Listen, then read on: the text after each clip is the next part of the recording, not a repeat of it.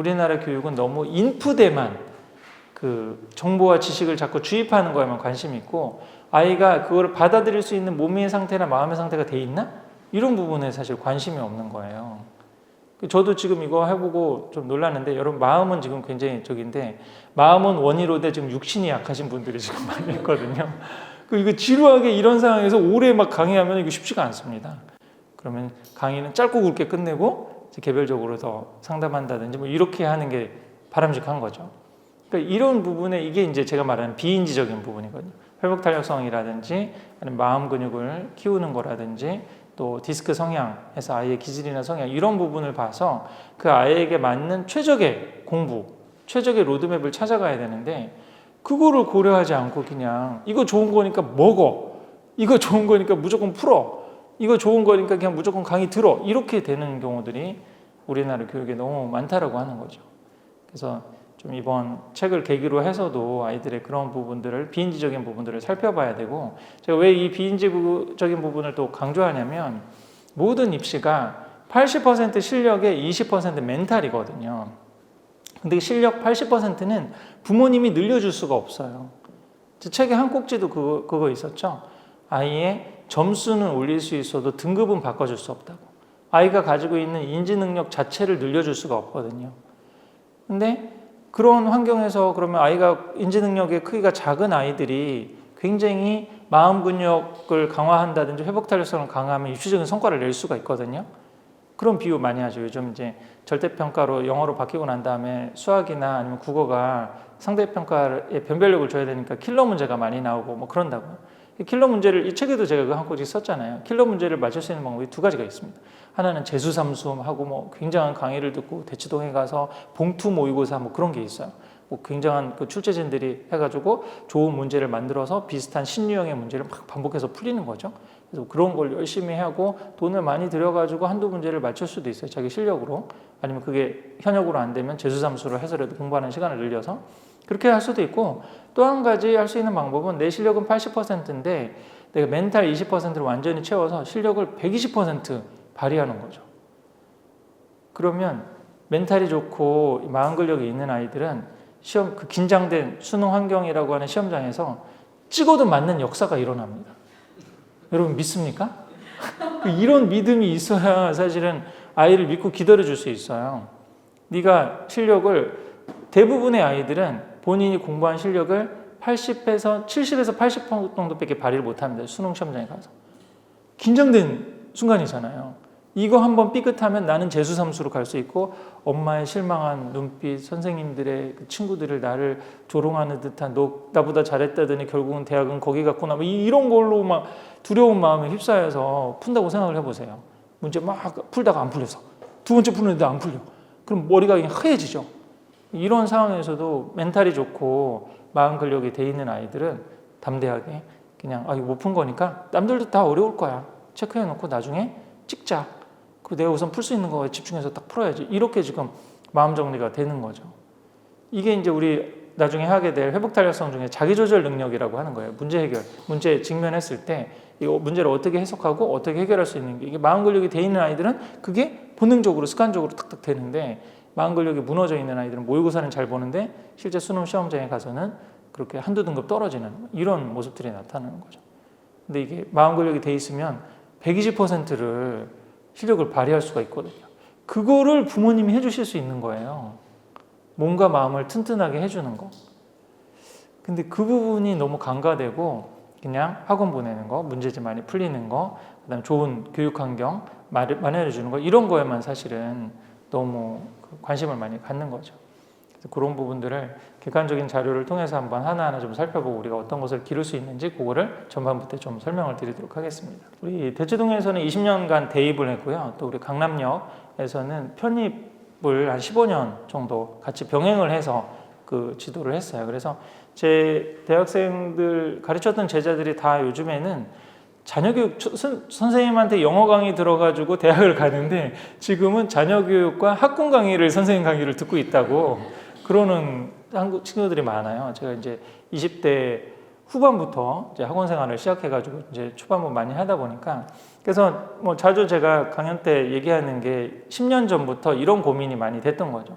처음 뭐 전반부 입시 10년은 한 레벨이라도 학부를 좋은 데 보내면 아이들한테 큰 도움이 되겠다라고 싶었는데 4년 뒤에 졸업하고 온 제자들이 취업이 안 되는 그런 모습들을 보면서 아, 이게 대학만 간다고 전부가 아니구나 라고 하는 생각이 계속 이제 그때부터 들기 시작했던 거거든요.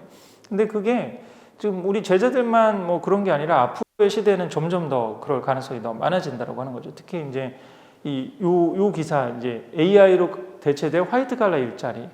그러니까 한국지에서 책의 한국지에서도 그런 얘기를 했었죠. 지금 수능 3, 4등급 아이들이 제일 위험하다고. 인공지능 시대가 되면 1, 2등급 아이들은 업무 역량이 훨씬 더 늘어납니다. 그 이전에는 한 10명을 두고 해야 될 일들을 똑똑한 애 2-3명, 마음이 맞는 똑똑한 애 2-3명이 모여가지고 인공지능이나 그런 것을 마케팅은 인공지능한테 맡기고 그다음에 뭐 영상 편집도 앞으로 인공지능이 대체해주게 되면은 그런 많은 편집 인력이 필요 없을 수도 있어요. 그리고 요즘에 앞으로는요 미대에서 실기를 안 볼 가능성이 있다고 그러거든요. 컴퓨터 그래픽이나 뭐 그런 거 하는 데 있어도 미드저니가 해주잖아요. 인공지능 AI가 해주니까 이제는 그림을 그리는 그 잔 스킬이 중요한 게 아니라 대생을 하는 그 스킬이 중요한 게 아니라 아이디어가 중요한 거예요. 이러이러한 컨셉으로 어떤 그림을 그려줘. 그 붓터치는 뭐 고흐의 느낌으로 해주고 그 다음에 마지막 마무리는 뭐 어떤 최근에 있는 유행하는 미니멀리즘 스타일로 해줘. 이 부분에서 본인이 인문학적 소양이 있고 그다음 미술사를 좀 꿰뚫고 그다음에 유럽 여행 같은 데를 많이 해서 굉장히 좀 안목이 굉장히 넓고 이런 아이들이 미대 가서도 잘할 수 있다는 거죠. 건축도 더 잘할 수 있고 CAD를 일일이 자기가 그리고 이런 거 이제 그런 기술적인 부분은 인공지능이 다 해주는 부분이기 때문에 그런 창의적인 아이디어를 낼 수 있느냐가 이제 더 중요하다는 거잖아요. 제가 오기 전에 최근에도 며칠 전에 본 기사도요. 제가 은행에서 명예퇴직을 봤는데 명퇴 인원이 옛날에는 40대였잖아요. 사오정이라는 얘기가 있었죠. 45세도 안 됐는데 벌써 정년이냐고. 근데 요즘에는 명퇴 인원이 30대로 내려왔습니다. 지금 은행에서 창구를 할 일이 거의 없잖아요. 인터넷 뱅킹을 다 하고 그러니까. 근데 은행은 굉장히 안정된 직장이었어요. 경영경제, 문과에서는 그렇게 들어가기 힘들다는 경영경제를 해가지고 최소한 은행이라든지 금융권에 취업을 하면은 20년은 그래도 직장생활은 보장되는 거였는데 요즘엔 그 기간이 인공지능이나 이런 거의 발달로 인해서 컴퓨터 기술의 발달 10년으로 이제 줄어들게 되는 이런 현실이 된다는 거죠. 그러니까 이런 시대에 그래서 어설프게 제가 자주 얘기하잖아요. 어설프게 이제 문제집 공부하는 게 제일 위험할 수가 있다고. 오히려 아주 1, 2등급 이게 잘하든지 차라리 이 하위 등급에 있는 학생들은 공부 쪽이 아니니까 이미 부모님들이나 아니면 학생들이 마음을 어떻게 보면 좀 접고 아, 우리는 문제집 푸는 공부가 아니구나. 그러면 다른 거. 고등학교 때 아르바이트를 한다든지 뭐 사회생활 경험을 한다든지 그런 우리 가끔가다 놀이동산 같은 데 가보고 그러면 고등학생인데 알바하는 친구도 있잖아요. 그 학생이 공부 잘하는 학생인가 못하는 학생인가. 공부 잘하는 학생은 방학 때 와서 그거 하고 있지 않겠죠. 근데 집안에서도 약간 용인을 해주는 거죠. 너 빨리 사회 나가서 사회 부딪혀보고. 근데 거기서 이렇게 해보니까 아, 나는 뭘 잘하고 내가 이거를 서비스하고 안내하고 이런 거 잘하네. 그럼 내가 또 아니면은 다른 커피숍이라든지 아니면 이런 알바를 해봤더니 난 이거 커피숍 서빙하고 그러는 게 학교에서는 굉장히 못한다고 뭐 구박도 많이 받고 그랬는데 사회 나와서 부딪히니까 내가 잘하고 인정받는 부분도 많네. 이런 부분들 하나하나 겪어볼 수 있잖아요. 근데 이제 애매하게 공부하는 아이들은 잘못하면은 고등학교 가기 전까지 학원, 집, 학교 거기를 왔다 갔다 하고 또 대학교 가서도 계속 대학, 그 다음에 학원, 또 집 왔다 갔다 하고 또 취업 안 되면 공무원 시험, 학원, 집, 학원 왔다 갔다 해서 결국은 제 제자들이 자주 했다는 얘기가 그거잖아요. 저는 지난 20년간 해본 게 문제집 풀고 학원 간 것밖에 없어요. 같은 대한민국을 사는데 완전히 얘네들은 그냥 폐쇄적인 그 세계만 사는 아이들이 나올 수 있다는 거죠. 이 중간에 지금 4, 5등급 하는 문제집 푸는 애매한 공부를 하는 아이들이면. 그래서 정말 이 유초등 부모님들은 좀 전략적인 선택을 좀 빨리 할 필요가 있다는 거예요. 공부 역량 테스트 우리 줬던 거를 판단해가지고 공부 쪽으로 가능성이 있다라고 그러면 이제 엄밀히 말하면 중학교 때부터 6년을 문제집 푸는 공부를 달려야 됩니다. 그래야지 1, 2등급 안에 들어서 입시적으로 한번 승부를 볼 수가 있어요. 이게 지금 명문학권 이제 전국 100위권에 있는 고등학교 정도 되면 한 3, 4등급까지가 탑 30위권을 갈 수가 있거든요. 근데 제가 자주 얘기하죠. 우리나라 1,700개 인문계 고등학교가 있다고. 근데 그 중에 전국의 100위권, 전국의 200위권 아닌 1500위권 학교에서는 거의 2등급 밖으로 밀리면 수시로 탑3, 탑 30위권, 탑 50위권 대학을 가기에는 거의 힘듭니다. 현실적으로. 그러니까 이게 이제 안타까워요. 거기서 이제 내신에서 등급에서 결판이 나니까 나머지 아이들이 이제 희망이 없는 거예요. 고등학교 내가 열심히 해서 근데 정시를 잘 보면 되지. 근데 정시는 재수삼 수상들이 다 점령을 하고 있는 상황이잖아요. 그러니까 입시의 희망의 사다리가 끊어지니까 아이들이 더 이상 고등학교 때 의욕을 뭐 갖고 뭘 해봐야겠다 이렇게 하지 않고 그냥 다 수업 시간에도 엎어져 있고 시험 볼 때도 엎어져 있는 이런 모습들이 많이 나타나는 거죠. 그래서 오히려 앞으로 미래에 그 생길 일자리는 사람을 직접 만나고 몸을 쓰는 일이라고 하는 거예요. 운동을 잘한다든지 목공 같은 거, 뭔가 만들고 뭐 이런 손을 쓴다든지 뭐 이런은 다중지능적으로 봤을 때는 공간지각이라든지 손재능이라든지 인간 친화 능력이라든지 음악 예술이라든지 그래서 오히려 사실은 그 사교육을 시키더라도 예체능 사교육은 저는 괜찮다고 봐요. 그럼 나중에 자기의 취미라도 하나 있어서 뭐 정서적으로도 도움이 될 뿐만 아니라 그게 또 다른 자기의 그 뭔가 잡이 될 수가 있어요. 앞으로의 시대에 있어서는. 그런 우리의 시대적 변화가 있기 때문에 더더욱이 그거를 해야 되는데 그런 이 공부머리의 발견을 하지 않고 무조건 사실은 공부를 아이들에게 문제집 푸는 공부를 시킨 결과는 이거라는 거죠. OECD 행복 청소년 만족 지수에서 우리가 꼴찌, 항상 꼴찌죠 지금. 우리 아이들이 전 세계에서 제일 불행한 지금 아이들이 되고 있는 상위 15% 아이들은 성과가 나니까 괜찮은데 그 이하의 7, 80% 아이들은 거의 지금 이런 상황이고 또 이 엄청난 이 사교육비 최근에 경제 채널에 가서도 한번 얘기를 했는데 우리나라 2020년도 사교육비 총 사교육비를 26조를 썼거든요. 근데 그 경제 전문가가 그렇게 얘기를 하시더라고요. 우리나라 한 해 R&D 예산이 26조래요. 그러니까 사교육비 절반만 뚝 해가지고요 12조만 더 투자하잖아요. 그럼 우리가 초전도체 진짜 개발할 수도 있어요, 여러분. 우리나라 초전도체만 터지면은요 애들 공부 안 해도 되는 거 아세요? 사우디 애들 공부하는 거 같으세요? 사우디 애들 석유가 펑펑 쏟아지고 노르웨이가 왜 이렇게 선진국인지 아세요? 그 앞부분의 바다에서 천연가스하고 이 지금 석유가 뭐 몇십 년어치가 나와요. 그 앞에서. 그러니까 그 사우디는 세금도 안 걷잖아요. 사우디나 두바이 같은 나라는 국민들한테 세금 걷을 필요도 없어. 그냥 여기 석유 팔아가지고 나라 운영하고 나머지는 공부하려고 그래? 더 하세요. 뭐 이런 식이 된다는 거죠. 사실 우리가 이게 이 총 R&D 26조를 지금 써가지고 우리가 반도체도 하고 2차 전지도 하고 이렇게 경제를 발전시킨 거예요. 여기 사교육비의 절반만 뚝 떼다가 12조만 더 투자해도 자꾸 미국으로 선진국으로 빠져나가는 이 이공계 전문 인력들을 잡을 수 있습니다. 우리나라. 이게 너무 이제 사실은 국가적으로도 안타까운 거죠. 그리고 그렇게 쏟아붓고도 성과가 난다라고 그러면 괜찮은데 아까도 말했 상위 한 15% 정도는 아까 사교육을 하는 게 의미가 있을 수 있어요. 계속 문제집 푸는 거를 더 잘하게 하는 거니까. 제가 그런 비유를 많이 하잖아요. 문제집 푸는 스킬이나 학원 보내는 거는 아이들한테 변화구를 던지게 하는 거나 마찬가지라고. 지금 유현진 선수가 그 수술 여러 번 받고 나서 지금 구속이 많이 떨어졌거든요. 직구 구속이 한 146kg 정도밖에 안 돼요.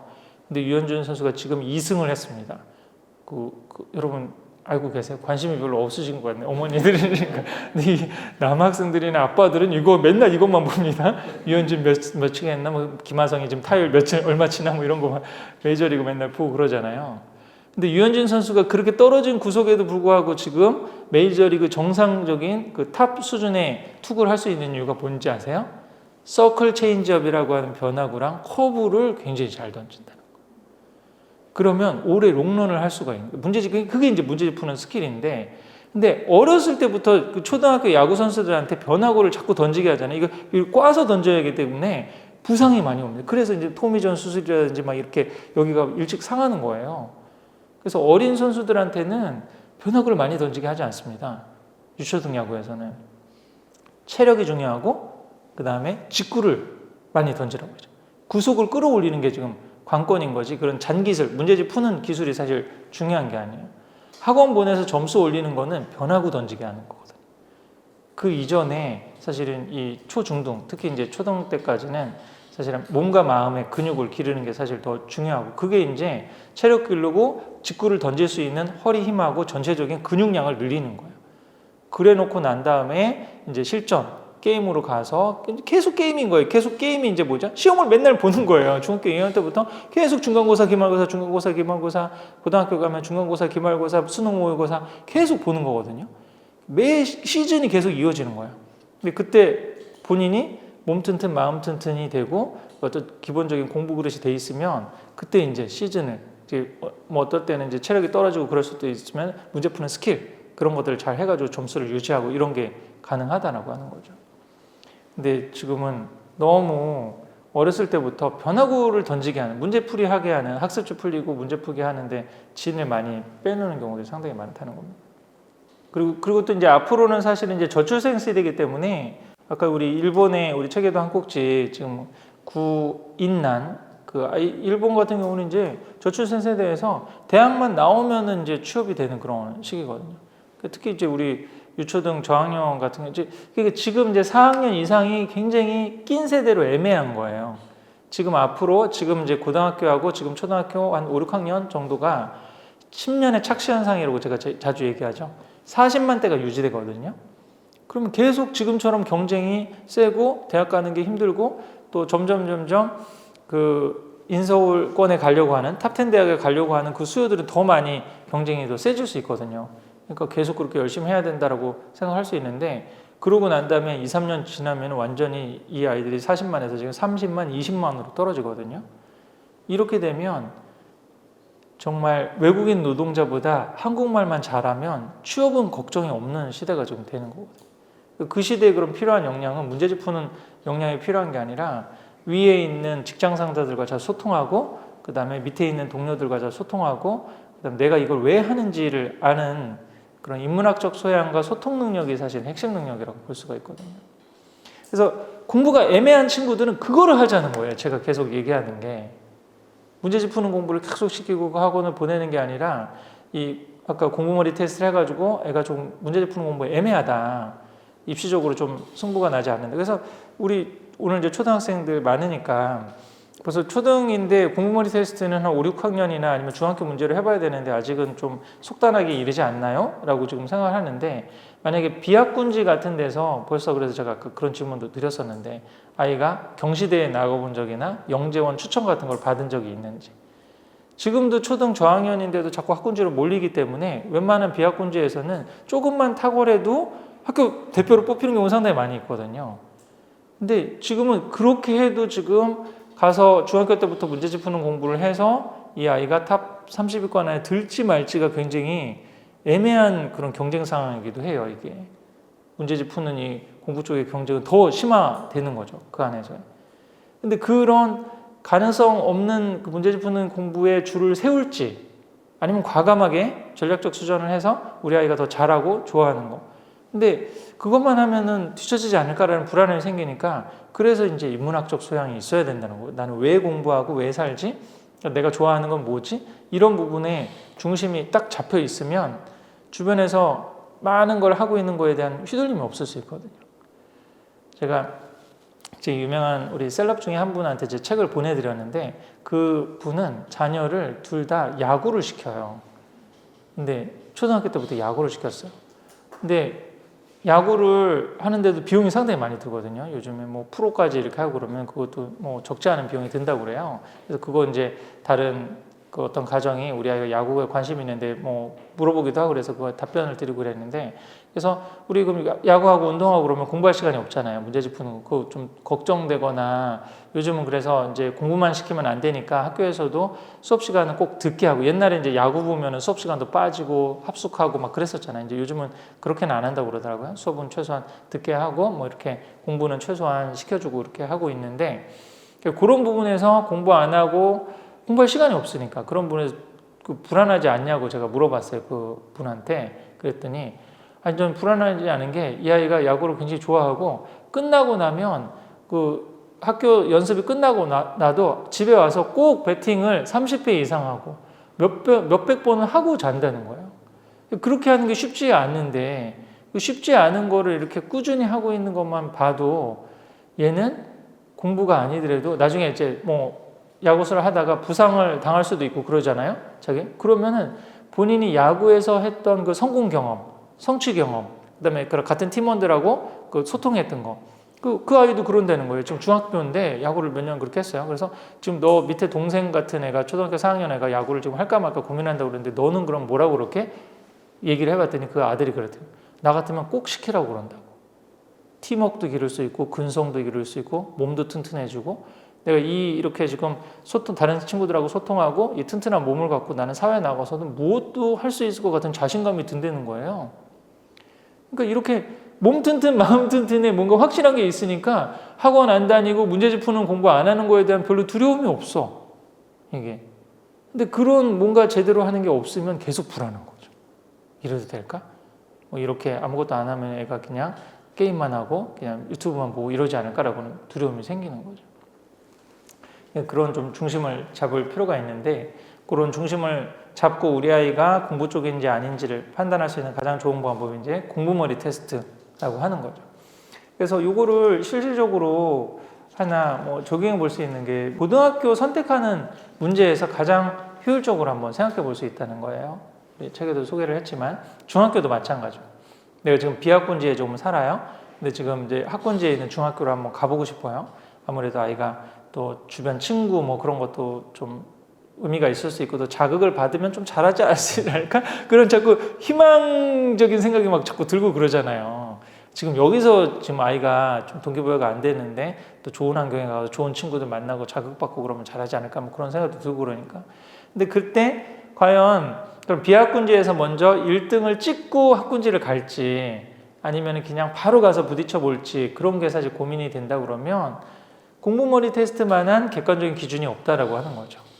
네, 비학군지에 있는데 내가 지금 중계동으로 가려고 그래요. 중계동에서 제일 선호하는 중학교가 을지중학교거든요. 그럼 을지중학교에 지금 가면은 어느 정도 시험을 받을지 아니면 뭐 좀 용기를 내서 대치동에 한번 도전을 해보려고 그래요.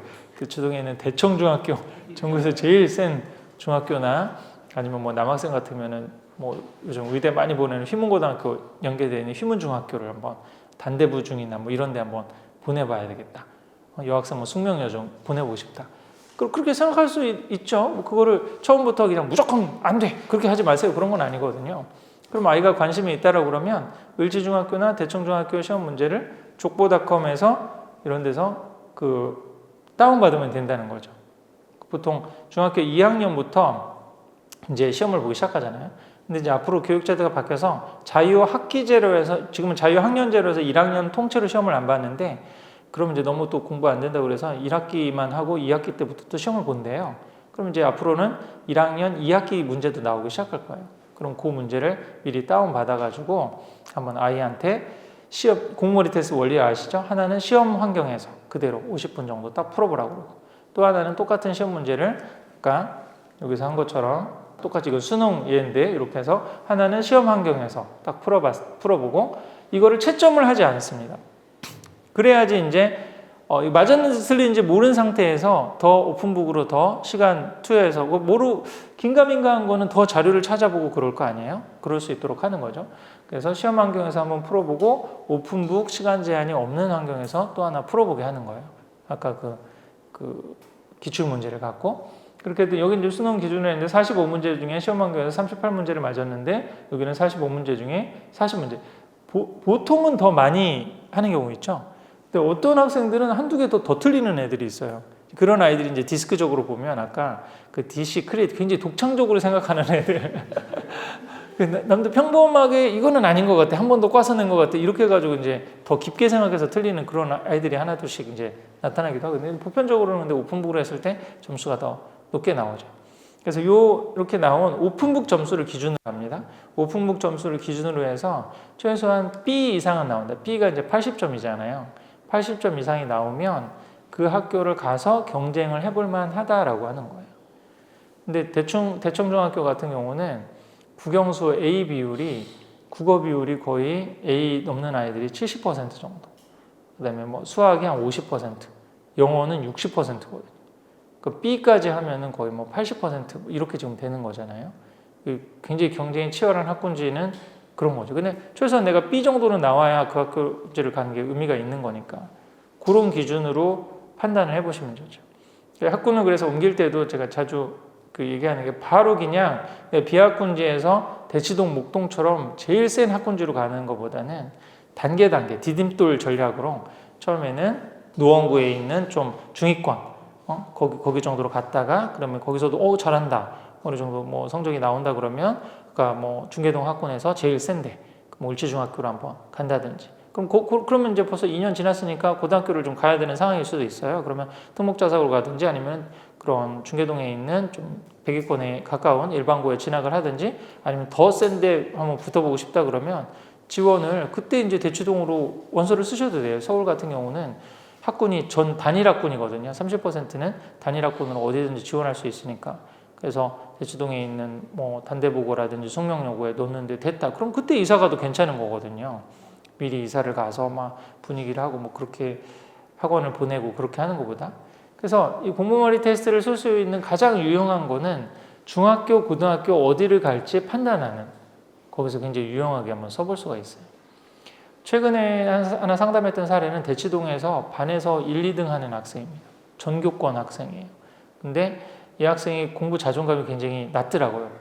같은 학원을 다니는데 그 학원에 다니는 친구들이 다 영재고, 과고, 그 다음에 뭐 최상위권 외고 이런 최상위권 뭐 외고가 어디냐고 제가 어느 방송에 가서 했더니 그 밑에 물어보니 다 있습니다.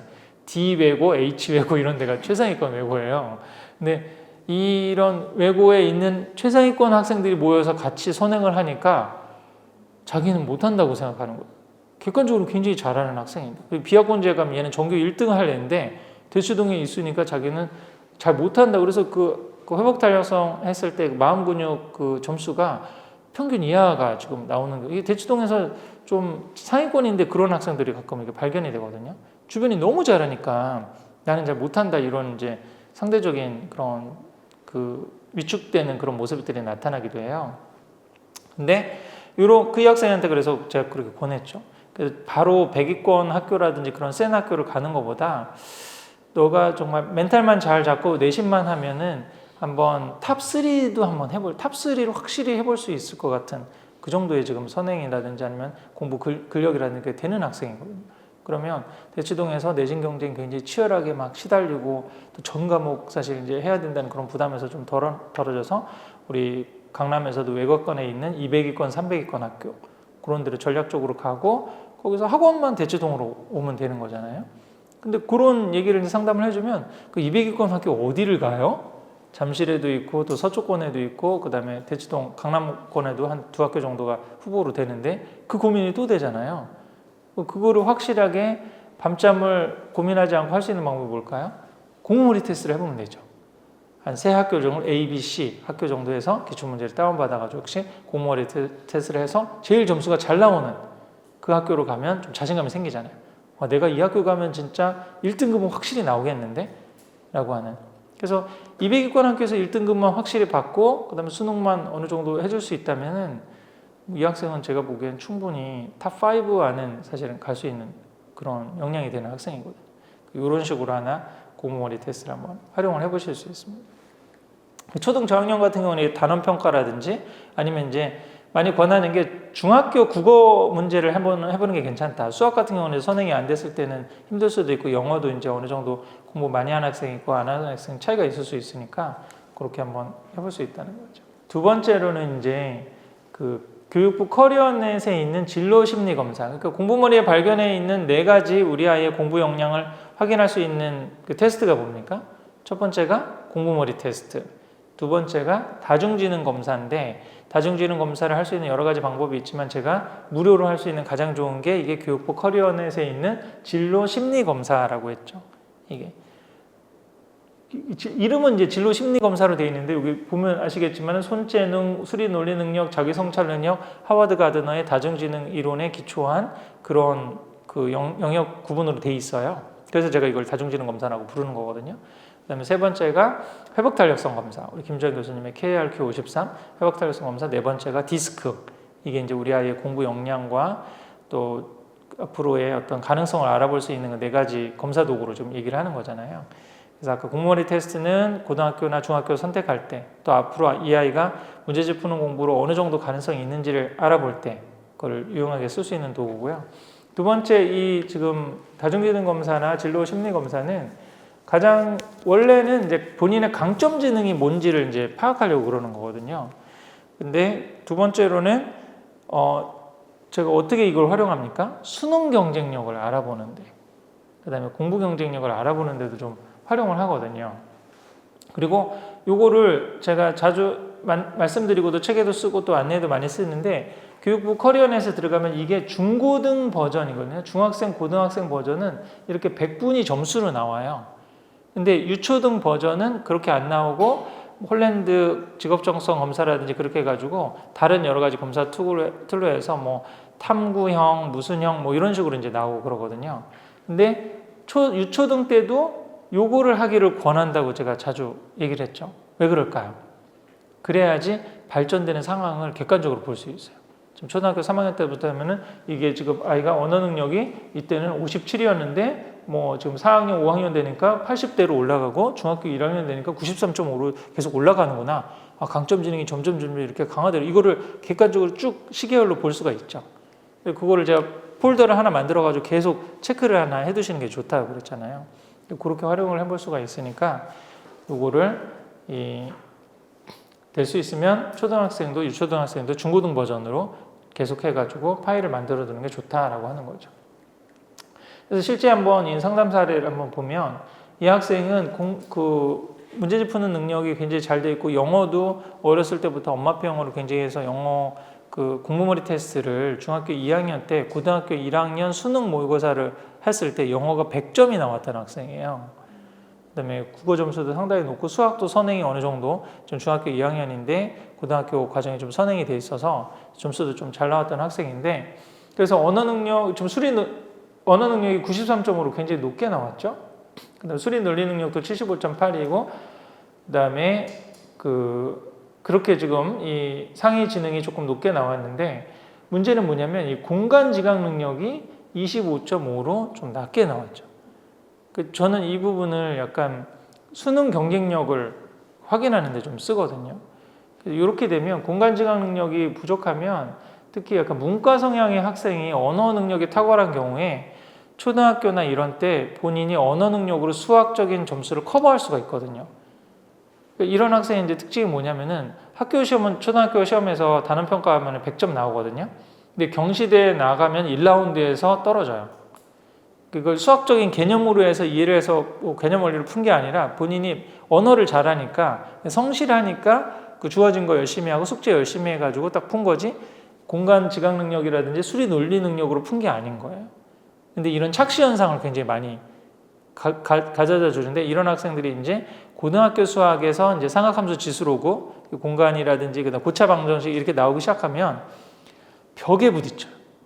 아무리 노력을 해도 넘을 수 없는 듯한 뭐 이런 어떤 느낌이 드는 때가 있거든요. 그러면 이런 학생들은 상위권 학생인데 찐 문과 스타일인데 이렇게 할 수도 있잖아요. 근데 요즘 수학이 입시에서 중요한데 그럼 이런 학생들이 입시를 어떻게 해야 되느냐. 그래서 제가 진로지도적으로 얘기를 할 때 이런 학생은 정시 유형의 학교로 가면 안 돼요. 내신 경쟁이 너무 치열해서 결국은 수능으로 봐서 대학을 가야 되는 스타일에서는 수능에서 이 학생이 1등급을 받을 확률은 굉장히 떨어지거든요. 그럼 전략적으로 내신을 받기 쉬운 데로 가서 내신 수학은 1등급은 쉽게 받을 수 있거든요. 제 책에서 계속 그거 반복해서 얘기를 하고 있죠. 수능은 범위가 없어요. 근데 내신은 범위가 있죠. 수행평가가 20에서 30%예요. 수행평가 열심히 하면 성실한 학생은 다 그거 받고 들어가죠. 그러면 실제 지필고사에서 한 85점 정도를 맞아도 A를 1등급 이상을 한번 해볼 수가 있다라고 하는 거죠. 이런 학생, 그래서 이 학생한테는 제가 고등학교 진로 선택할 때 그 자사고나 뭐 이런 데 가서 굉장히 내신 경쟁이 치열하고 강남권 일반고, 100위권 학교, 대치동권 학교 이런 데 가지 말라고 그랬죠.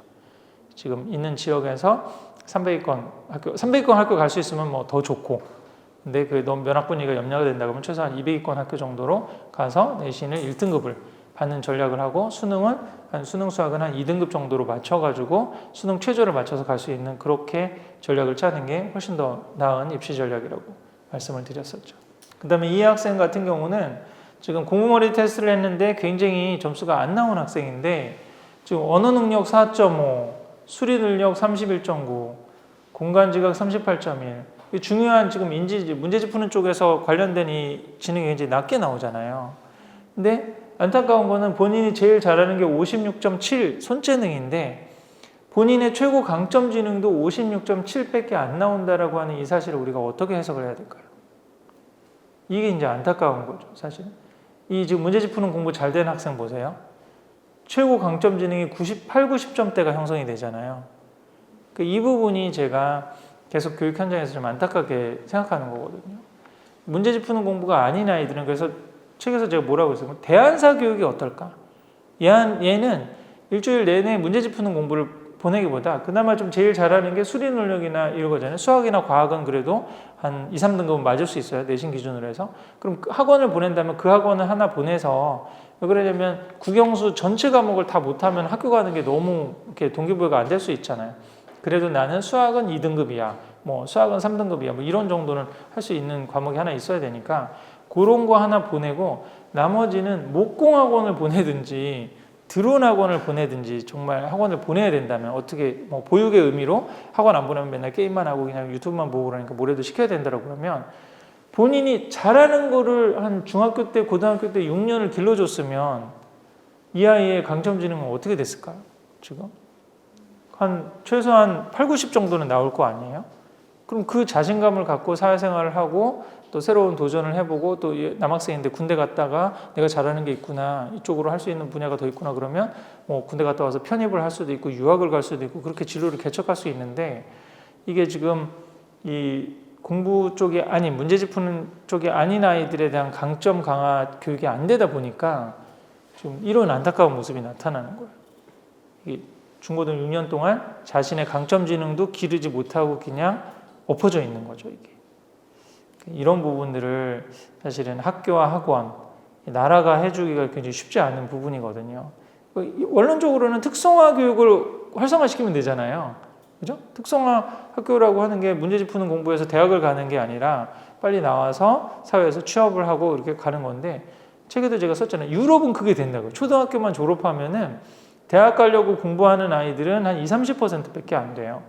그 다음에 그 실무 중심 대학이라고 그래서 전문대 정도 갈 수 있는 아이들 로드맵으로 한 20, 30%를 해주고 나머지 아이들은 한 5, 60%를 거의 초등학교 마치고 난 다음에 그냥 특성화 고등학교 가는 그 로드맵으로 해주거든요. 그리고 그 로드맵을 할 때 부모님이 발언권이 없어요. 초등학교 선생님이 정해주는 대로 가야 됩니다. 근데 이게 상당히 일리가 있어요. 우리도 지금 너무 이 사교육이 심해진 게 이렇게 교육자들이나 그런 초등학교 선생님이 한 5, 6년 가르치면 얘의 역량을 파악하거든요. 아, 얘는 공부 쪽으로 문제집 푸는 쪽으로 가래. 얘는 그냥 직업 쪽으로 가야 돼. 그럼 얘는 좀 애매하니까 그냥 실무 중심으로 가서 나중에 뭐 전문대라든지 이렇게 해서 실무적인 역량을 내는 게 이게 또 보이는데 그거를 사실 인정하지 않는 거죠. 교육을 통한 성공 신화가 너무 크기 때문에 우리 신분 상승을 했던 그런 어떤 과거의 경험들이 너무 크기 때문에 그거를 그러지 마세요. 그 애를 그냥 선생님한테 맡겨주세요 라고를 할 수 없는 지금 사회적 분위기잖아요. 그러니까 이거를 학교도 해주지 못하고 학원도 해주지 못하고 나라도 해주지 못하는 상황이니까 그거를 우리 깨어있는 부모님들이 하자. 그러기 위해서 이 책을 읽어서 뭔가 내 아이를 DIY로 제대로 평가를 하고 객관적으로 볼 수 있는 눈을 가질 필요가 있다는 거죠. 이게. 그러지 않으면 이제 주변에서 후룩 하는 대로 그냥 다 쏠려서 쭉 갔는데 이거는 아니네. 대학 나오고 4년 뒤에 취업도 안 되네. 뭐 이런 어떤 현실에 직면할 가능성들이 많다는 거죠. 제가 이제 수학에 약간 문과 우등생 진학지도 하는데도 이제 그런 식으로 썼는데요. 이 학생은 이제 최종적으로 우리 책에 사례인데 외고를 진학했는데 저는 이 외고보다 200위권 일반고를 가는 게 더 좋겠다고 그런 얘기를 했거든요. 근데 결국은 사실 외고에 진학해서 나중에 유학 쪽으로 이제 방향을 틀었다고 그렇게 얘기를 했죠. 국내 우선 외고는 여기 보세요. 여학생이 남학생 59명, 여학생 134명입니다. 여학생들이 내신을 전 과목 내신을 밤새고 합니다. 이 수행평가. 그래서 남학생들이 웬만한 그냥 저기로 정신력으로 가가지고는 이 여학생들과 내신 경쟁을 사실 외고나 국제고에서 엄청 밀리는 경우도 상당히 많거든요. 그래서 쉽지가 않은 지금 상황이었어요. 근데 이것을 좀 보더라도 이게 사실 저는 객관적인 상담을 해드렸는데 이게 인연이 또 안 되면 또 공부 잘하는 학생은요, 공부 잘하는 학생들대로 주변에서 조언해 주는 분들이 굉장히 많습니다. 학원 선생님이나 학교 선생님이나 또 아이가 이제 그런 설명회, 그 고등학교 가서 설명회 듣고 오고 그러면 아이가 굉장히 또 이렇게 동기부여가 돼가지고 객관적인 판단을 또 못할 수도 있어요. 그러니까 이런 여러 가지 또 사안들이 있어서 반드시 우리가 객관적인 정보를 안다고 올바른 판단을 하는 건 아닌데 그래도 훨씬 더 가능성을 높일 수가 있겠죠. 그리고 또 이런 경우도 있으시잖아요. 요즘에 찐 문과, 요즘 입시가 수학이 이제 대세인데 수학이 약한 찐 문과 스타일은 어떻게 좀 할 것인가. 그러면 영어가 강점이라면은 저는 입시적으로 해서도 안 되는 수학을 지금 5등급인 거를 뭐 3등급, 2등급 올리려고 노력을 하기보다 영어를 확실히 1등급 받고 영어랑 근접 학문이라고 할 수 있는 국어 쪽을 확실히 1등급을 받는 이런 전략을 쓰는 게 굉장히 좋을 수 있다. 그러면 그럼 이제 영어권으로도 유학을 갈 수 있고, 제가 요즘에 좀 관심을 갖고 있는 지역이 어디냐면은 싱가포르거든요. 그래서 조만간에 2학기 때 저희 아들하고 우리 사교육비 저희 집은 안 쓰잖아요. 그 저금 모아두던 걸로 해서 싱가포르 한번 갔다 오려고요. 싱가포르하고 말레이시아.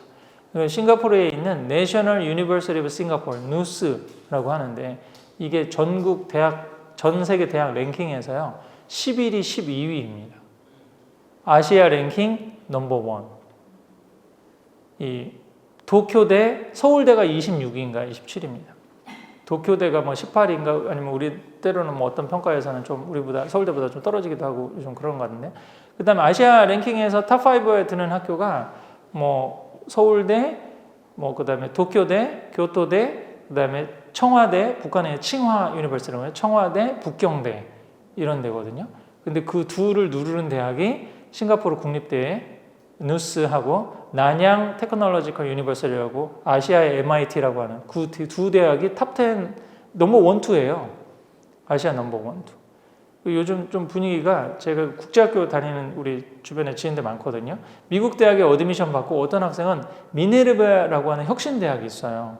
거기 하버드보다 들어가기 더 힘들다고 해요. 미네르바 어드미션을 받았는데 그 싱가포르 국립대학을 갔어요. 또 싱가포르 국립대학은 그 전 세계 인재들을, 그 본인 대학이 전 세계 랭킹 11위, 12위인데 더 좋은 인재 유치하겠다고요. 여기 와가지고 싱가포르에 와서 대학 졸업하고 3년을 취업하는 조건으로 해서 나라에서 학비의 60%를 보조해 줍니다. 실질적인 대학 학비가 10,000불이 1년에 10,000불 정도, 1,000만 원 정도면 되는 거예요. 영어 되죠, 중국어 되죠. 요즘에 금융의 허브잖아요. 그러니까 요즘 국제학교 졸업하는 친구들 중에서 몇몇은 미국은 요즘 마약이나 성적인 문제라든지 범죄라든지 인종차별이라든지 이제 좀 있으시잖아요. 싱가포르 가서 우리가 인종차별 당할까요? 하여튼 아시아 거 이거 인종차별 해도 우린 별로 신경 안 써요. 어쩌라고? 나 한국 사람이야. K-팝 몰라? 이런 분위기 되니까. 근데 미국 가서 우리 인종차별하면 좀, 미국이나 유럽 가면 좀 찌그러지잖아. 아, 그래, 나는 아무래도 키도 작고 동양인이니까 여기는 소수니까 그런 생각 들 수 있는데, 싱가포르에서 우리가 어깨에 움츠리고 다닐 이유는 없잖아요. 이게 요래서 지금 이제 약간 이런 대학인데, 근데 만약에 그래 싱가포르 국립대학 가기가 사실 쉽지가 않습니다. 근데 요즘에는 저는 싱가포르가 정말 나라 전체가 이제 스마트한 정책을 쓰고 있다고 그러는데, 그렇게 해서 전 세계 인재들을 빨아들이고 있어요. 그래서 그 싱가포르 금융 허브, 금융권을 더 발전시키는, 완전히 그런 이제 계속 그 선순환 구조를 이렇게 만들어가는 거죠. 좋은 인재들을 다 이제 뽑아다가. 근데 수능 전형도 이제 늘려고 그러는 것 같아요. 한국 수능에서도 최상위권이 있는 애들은 우리 싱가포르 저기로 받아준다. 지금 이제 영어라든지 SAT를 보고 AP를 해가지고 이제 그렇게 들어가는 전형이었는데 그런 거예요. 근데 나는 수학이 안 돼가지고 힘들다고 그러는데 미국으로 영어 가기도 학비도 너무 비싸고 그러면 독일 유학은 제가 여러 가지 솔루션 적어놨었잖아요. 독일 유학은 학비가 공짜입니다. 아시죠? 근데 졸업이 힘들죠. 들어가서 그다음에 교통비나 사회 부대시설 비용만 하면 되는데 독일 학부를 바로 갈 수 있습니다. 우리나라 내신과 수능을 독일은 인정해줘요. 영어 시험이나 SAT, 토플 이거 따로 볼 필요 없다고 그래요. 그냥. 그 대신 독일어가 돼야 돼요. 독일어 C1이라고 하는 회화 이상 정도 되는 독일어 능력을 해야 되기 때문에, 그러면 만약에 영어나 영어만 잘하는 아이다. 라고 하면은 애매한 수학을 뭐 어떻게 더 해보려고 노력을 하기보다 독일어 공부를 차라리, 영어 잘하는 애들 독일어 잘할 가능성 많잖아요. 독일어를 열심히 하고 이 300위권 이하 학교로 가서 국영수 과학 내신을 D 이상 받으면 돼요. D 이상 어려운 거 아니잖아요. 그 다음에 수능 평점이 4.4. 이건 어떻게 맞출까요? 근데 과학 과목을 들어야 돼요. 과학 과목을. 독일은 과학을 중시하거든요.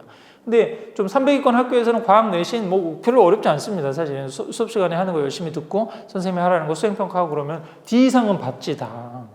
이게 뭐 잠자는 거 아닌 이상 D 이상을 우리나라 300위권 학교에서 못 받겠어요. 그죠? 근데 수능을 이제 최저 평점을 맞추는 게 이제 관건인데 어떻게 맞추면 될까요? 영어를 1등급 받으면 되겠죠? 근데 국어를 1등급에 가까이 뭐 받으면 되겠죠? 그다음에 본인이 수학이 약해. 그러면 수학을 뭐 한 5, 6등급, 7, 8등급 최소에서 마지노선을 하고 그다음에 사탐을 1등급 뭐 받는다든지 이런 식으로 하면은 4.4도 어떻게 해볼 수 있죠. 이게 평균 평점을 그렇게 하고 10% 하면은 이렇게 해서 독일 유학으로 가서 또 수학 안 쓰는 그 화학이나 제약 같은 것도 뭐 저기 있거든요. 근데 여기 독일 유학을 하고 난 다음에 한국에 와서 교수님하고 그러기는 사실 쉽지는 않아요.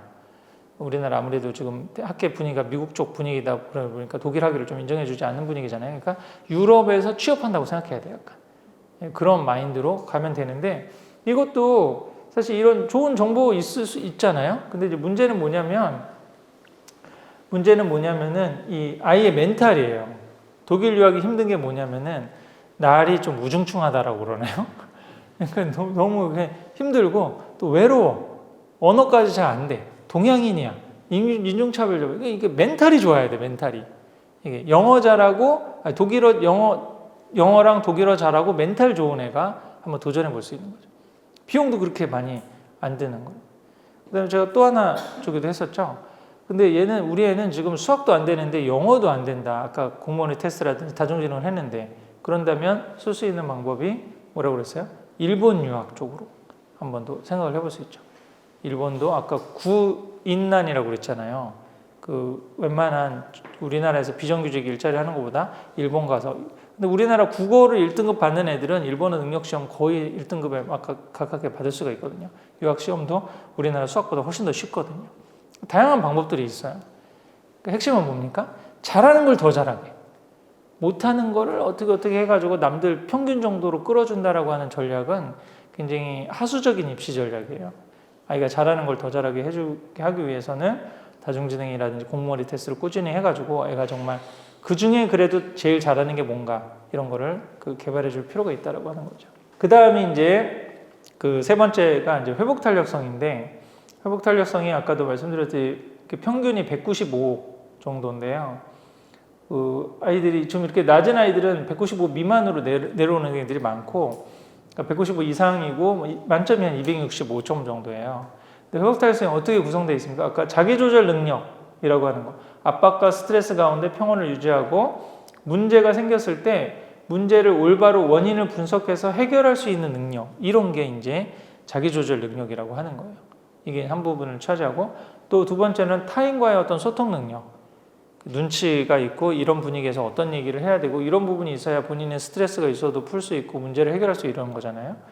그다음에 마지막에 이제 자기 효능감, 자기 긍정성이에요. 감사하는가, 현실을 인정하는가. 그러니까 이 부분이 지금 돼줘야 되는데 지금 우리나라 입시 현실에서도 이 회복 탄력성 혹은 멘탈이 가장 중요하다고 보는 거죠. 입시적으로도 승부를 보려면 어떻게 해야 됩니까? 이거 학교 이름을 제가 다 써놨네요. 여기 지금 방송 나가는 건데 이게 어차피 다 공개된 자료니까 한번 책에도 좀 있으니까요. 보통은 이제 방송 나가는 건 A 학교, B 학교 이런 식으로 이제 표시를 하는데 맨 위에 있는 학교들이 이제 전국 100위권 학교들이라고 하는데요. 입시 결과가 그냥 뭐 어마무시하죠. 그냥 그 인서울 탑10권의 합격 건수로 보면은 거의 뭐 200건 가까이 나오잖아요. 근데 이게 중복 재수 포함된 어떤 통계거든요. 근데 지금 이런 학교들은 문제가 뭐냐면은 면학 분위기는 좋죠. 다들 열심히 하고 그러니까. 근데 내신 경쟁이 너무 치열한 거예요. 한두 문제만 틀려도 5, 6등급 밖으로 막 밀리고 막 수시로는 거의 포기를 해야 되고 그냥 내신은 포기하고 정시에 올인해야 되고 이런 건데 이런 학교는 가서는 본인이 멘탈을 잘 잡아야 돼. 그러니까 나도 열심히 하지만 내신이 이렇게 안 나올 수도 있고 내신은 안 나오지만 나는 정시로 하지. 그다음 면학 분위기 좋고 우리 학교 내신 문제도 정시 유형으로 나오니까 그거에 감사하고 다니자 이렇게 하면 되는 거잖아요. 그죠? 근데 이제 밑에 있는 학교는 300위권 학교인데 아까도 말씀드린 300위권 학교에서는 거의 내신 1등급을 받아도 인서울 탑10이 힘들 수가 있어요. 수능 체제를 못 맞. 그 정도로 사실 이제 최상위권 학교들로 좋은 자원들이 많이 빠져나가기 때문에 좀 이런 식이거든요. 이런 학교는 내신은 받기 쉬워요. 문제도 좀 쉽고 그다음 아이들도 그렇게 열심히 공부하지 않으니까 조금만 노력해도 내신을 좋게 받을 수 있잖아요. 근데 문제는 뭐죠? 면학 분위기가 좋지 않잖아요.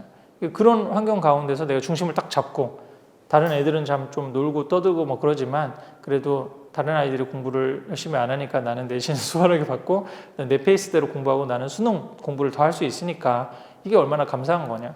그래도 내신 1등급 받으면은 선생님이 학생부 종합전형도 이렇게 잘 써주고 그래서 오히려 학군지에 가서 저 100위권 학교에서 내신 5, 6등급 밀려가지고 재수사무소에서 가는 학교보다 지금 내가 비학군지에 있지만 여기서 1등급 받아서 수능 최저 맞춰서 내가 뭐 탑10권의 학교 충분히 한번 가볼 수 있지 라고 하는 걸 감사하는 마음으로 그렇게 다니면 되는 거잖아요.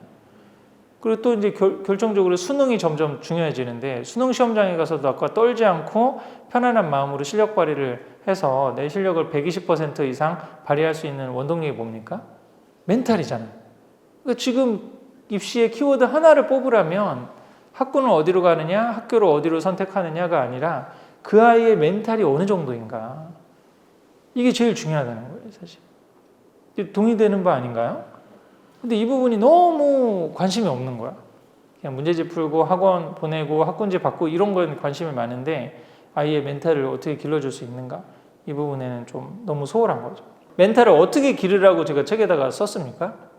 이게 몸과 마음을 기르는 건데 우리가 몸과 마음이 연결되어 있거든요. 뇌과학적으로. 제일 중요한 게 수면이라고요. 충분한 수면. 선생님 고등학교 대우 그러면은 한 5시간 자고 6시간 자야 되는, 뭐 3시간 자고 잠을 줄여서 공부를 해야 되는 거 아닌가요? 뭐 그렇게 생각하잖아요. 근데 진짜 공부 잘하는 아이들은요, 한 6시간, 7시간 충분히 자는 경우 상당히 많이 있어요. 그런 얘기 많이 하죠. 깨어있을 때 집중해서. 성적 안 나오는 애들이 꼭 밤을 새고, 각성제를 먹고, 뭐 이러는 거예요. 그래서 정작 시험 때는 꾸벅꾸벅 졸아. 이런 경우도 상당히 많거든요. 그래서 오히려 사실은 충분한 수면을 취해야 뇌가 최적화되거든요. 그 상황에서 집중해서 공부할 수 있는 이런 걸 늘려줘야 하기 때문에 어렸을 때부터 사실은 유초등 때는 제일 중요한 게 저는 충분한 수면 시간이라고 그러는데 충분한 수면을 방해하는 두 가지가 뭐라고 그랬습니까? 자기 2시간이나 3시간 전에 먹거나 2시간 전이나 3시간 전에 스마트 기기를 쓰거나 컴퓨터를 하면 뇌가 각성 상황이 있기 때문에 마지막 스마트폰이나 컴퓨터 기기를 쓰고 난 다음에 2시간 이후에 잠든다고 인식을 한다는 거죠. 그런 부분들을 어렸을 때부터 자꾸 좀 제거해 주는. 잠을 충분히 자면 부모님도 그렇고 애들도 그렇고 짜증이 줄어듭니다. 그래도 짜증내고 자꾸 신경질되고 그런 거는 수면 부족이라고 하는 사인일 수도 하나 있거든요. 두 번째로는 좋은 영양이고 또 세 번째로는 땀 흘리는 근육 운동이에요. 30분 정도 이상. 빠르게 좀 걷거나 아니면 좀 숨 차지 않을 정도로 달리거나 라고 하는 그런 어떤 근육 운동을 해야 되는데 우리 회복달성의 김주환 교수님은 본인 자녀가 외고 면접을 봤는데 너무 긴장을 해서 한마디도 못해서 떨어졌거든요. 그렇게 좀 새가슴 증후군이었던 그 자녀를 회복달성 훈련을 3년 정도 시켰는데 그게 뭐였냐면 땀 흘리는 근육 운동으로 검도를 시켰어요.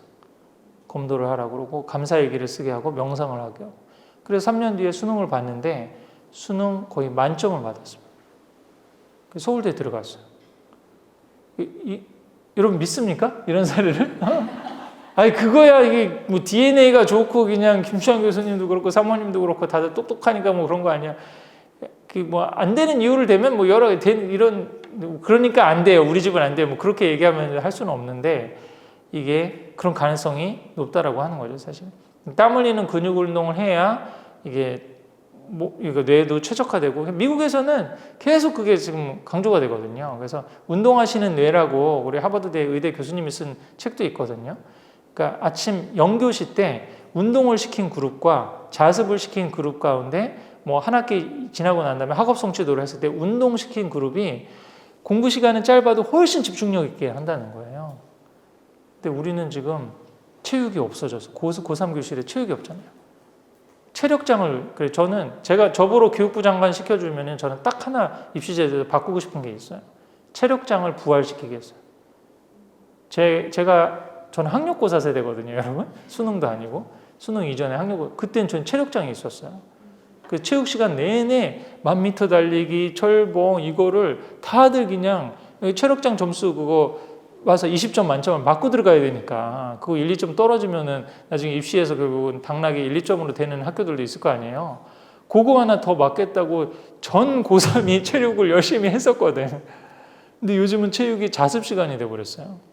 이러고 난 다음에 우울증이 나든지 뭐 여러 가지 정신질환이라든지 게임 중독 이런 거 더 늘어나는 거라고도 볼 수가 있죠.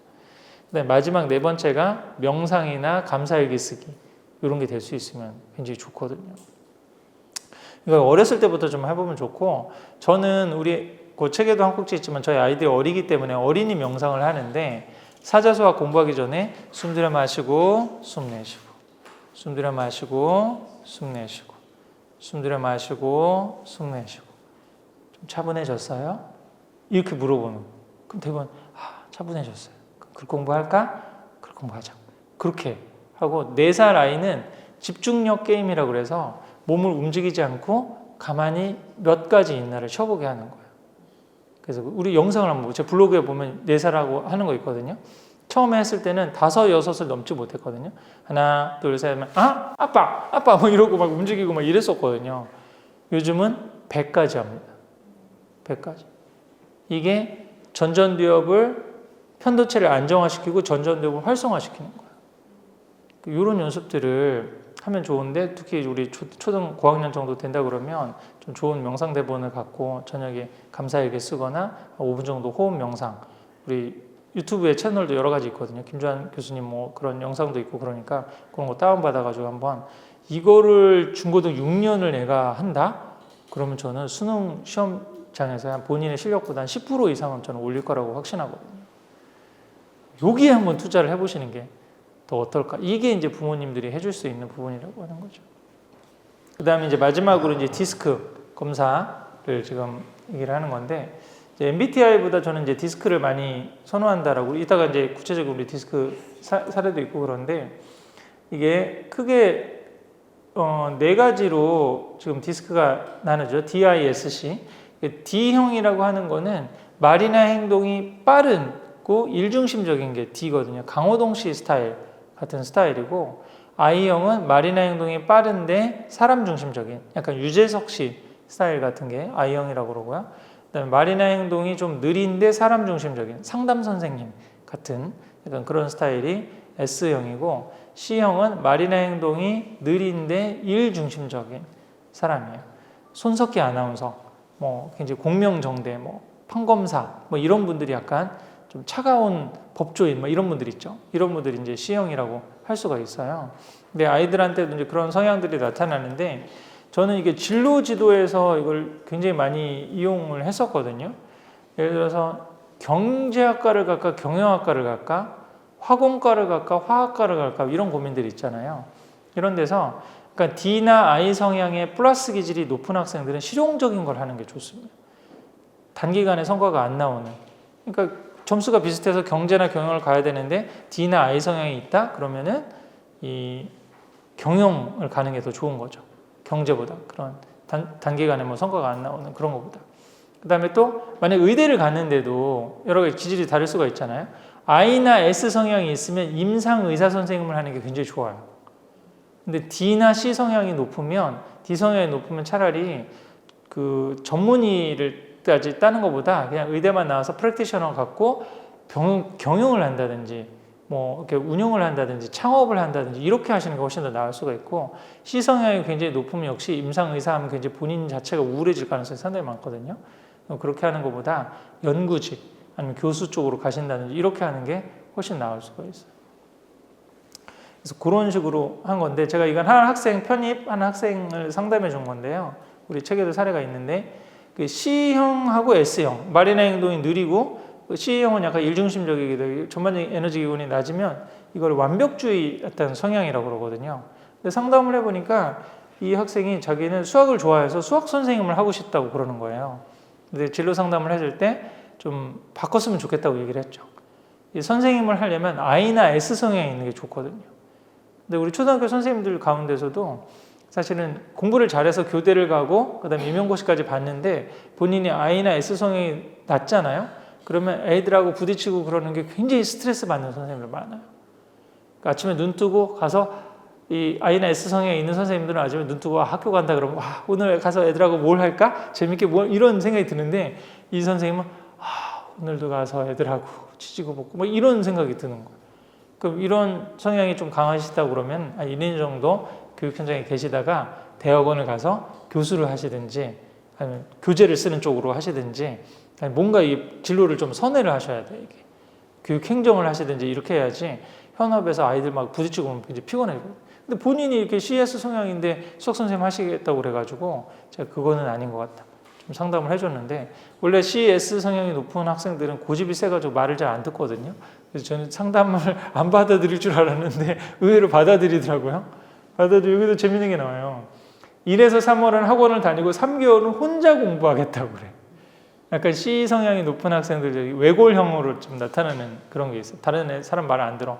그리고 딱 분위기 봐서 본인이 이렇게 공부하는 게 왔다 갔다 시간 낭비인 것 같아서 난 혼자 하는 게 더 나을 것 같아. 그러면 이렇게 되는데 D나 I 성향이 있는 학생들은 혼자 공부하는 게 이제 위험할 수가 있거든요.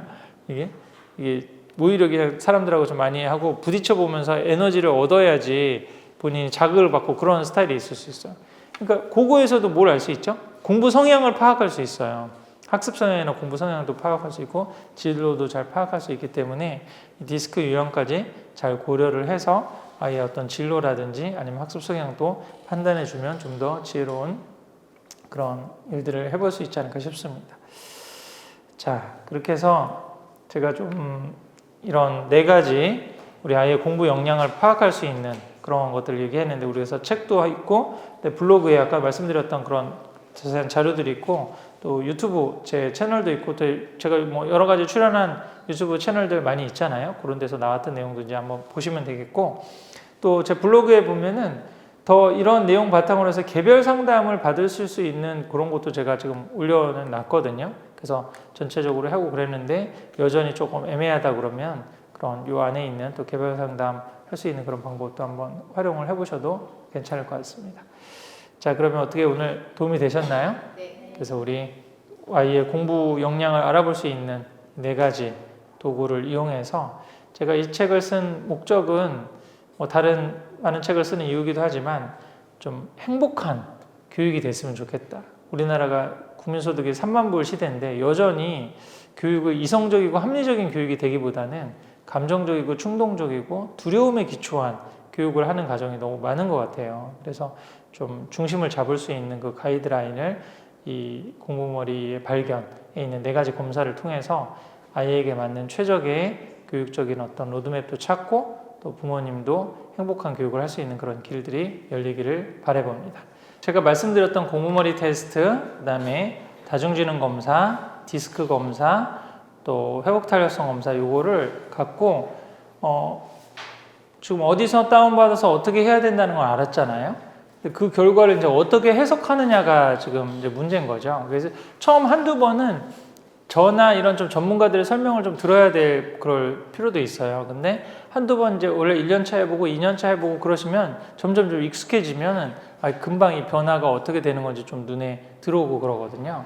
그 중에 하나 이제 디스크 검사는 어플리케이션에 있는 것도 있는데 지금 제가 좀 권해드렸던 거는 우리 그 엑셀 시트로 돼 있는 그런 게 있었잖아요. 그리고 정식 검사도 있고 그런데 여기 만약에 7 디스크 검사를 다 답을 해가지고 7, 5, 3, 1로 이렇게 나왔다. 그러면 원래는 이 엑셀 시트에 이렇게 표시를 하는 거거든요. 이게 7이면은 여기쯤 있겠죠. 6, 7이니까. 지금 강도가 그러면 여기 굉장히 높은 거예요. 이렇게 지금. 그다음에 7로 나왔죠. 이제 최종이라고 하는 게 이제 수치입니다. 그래서 9, 4, 마이너스 13 이렇게 돼 있죠. 그래서 영역별로 보면 D가 7, I가 5 여기 있었죠. 그 다음에 S가 3이니까 여기 밑으로 굉장히 내려가죠. C가 1이니까 이렇게 내려가죠. 그럼 그려보면은 이렇게 좀 이렇게 일자로 이렇게 데려가게 되는데 그럼 이 분 같은 경우는 DI 성향이 굉장히 높은 그런 유형이다 이렇게 파악을 할 수가 있습니다. 그래서 실제로 이렇게 그래프를 좀 그려보는 게 가장 조금 그 의미 있게 한번 볼 수 있고 어느 정도 강도가 나타나는지 좀 볼 수도 있는데요. 그래서 그 자세한 내용에 대한 설명은 제 유튜브 영상에 있습니다. 이 디스크에서 구체적으로 이거 어떻게 어떤 원리에서 나온 거고 어떻게 해석해야 되는지 그걸 한번 더 참조를 하시면 되는데 이번 이 시간에는 요 디스크를 아까는 어떤 식으로 한번 적용을 해봤었죠. 우리가 이 진로라든지 아니면은 그 아이의 어떤 학습 성향 같은 걸 했는데 이건 지금 어머니 부모님도 오셨으니까 부모 자녀 소통하는 거하고도 좀 연관을 시켜가지고 한번 같이 생각을 해볼게요. 우리 두 가지 지금 사례인데 초등학교 6학년 학생인데 지금 학생은 그 제일 높은 게 I형이 7로 제일 높게 나왔고요. 그 다음에 그 두 번째가 D형이고 그 다음에 S형이 2고 C형이 1입니다. 이거를 보통 ID 인스퍼레이셔널이라고 그러는데 굉장히 그 말이나 행동이 빠르고 결정이 좀 빠르고 이런 유형을 이제 필 꽂히면 바로 행한다 약간 이런 스타일이거든요. 약간 좀 충동적일 수도 있고 약간 이런 성향이에요. 근데 부모님은 5127로 나왔습니다. 그래서 지금 제일 높은 게 C 성향이죠. 신중한 성향이 굉장히 조금 높게 나왔고 그 다음에 주도적인 성향도 있어요. 이런 지금 부모 자녀 조합이면은 부모님은 아이를 보기에 굉장히 조금 너무 경솔하고 경박하고 그냥 필 꽂히는 대로 그냥 마음대로 생각하고 얘가 좀 계획이 있는 거야 없는 거야 너무 즉흥적이지 않나 이렇게 생각하고 또 아이가 부모님을 보기에는 아 우리 엄마는 너무 신중하고 꼼꼼하고 뭐가 다 준비가 안 되면 결정을 못 내리고 좀 이런 게 아닌가 답답하다 이렇게 조금 생각할 수도 있어요. 근데 공통 성향이 하나 있죠. D 이제 자기주도적이고 남들 얘기 안 듣고 약간 뭐 좀 그런 성향이 조금 있는 거예요.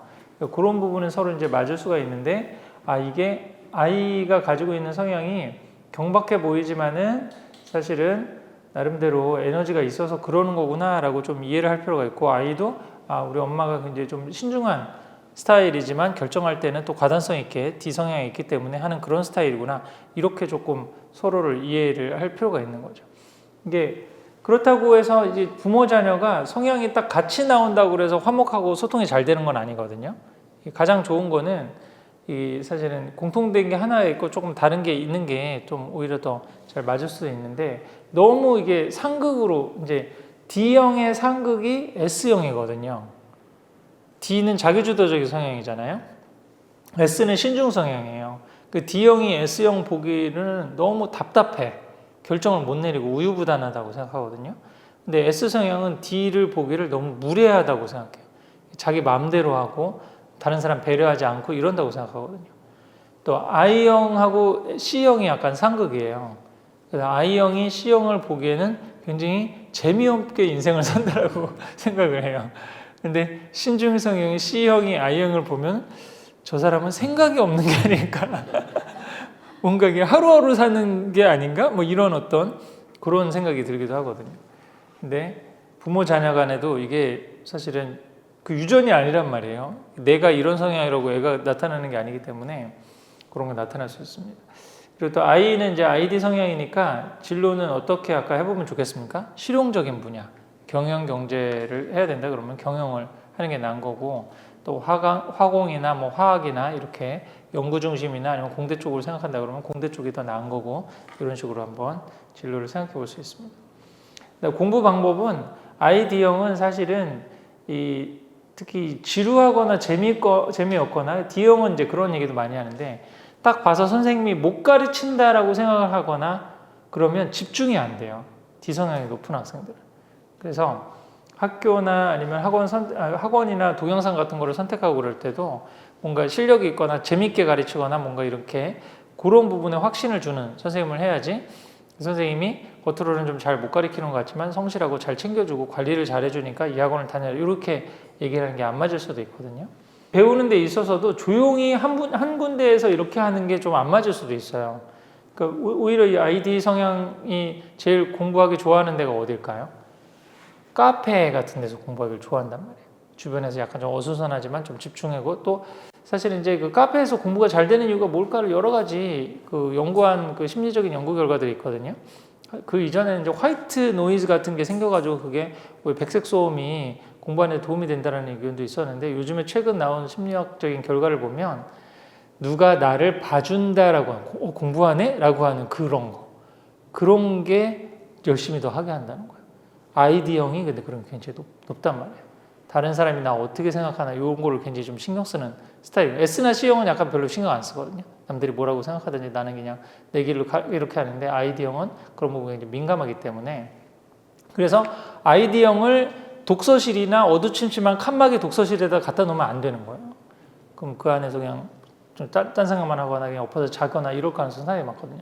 개방된 환경, 이게 플러스적인 환경에다가 이 학생은 많이 좀 갖다 놓을 필요가 있고 또 이 학생 같은 경우는 친구가 만약에 뭐 특목자 사고를 간다 아니면 학군제에 간다 그러면 따라갈 가능성도 상당히 많고 D성향이 있으면 약간 본인이 봐서 경쟁이 좀 된다라고 싶으면 한번 도전해보고 한번 이겨보고 싶은 승부근성이 생기고 그런 욕심도 생길 가능성도 있거든요.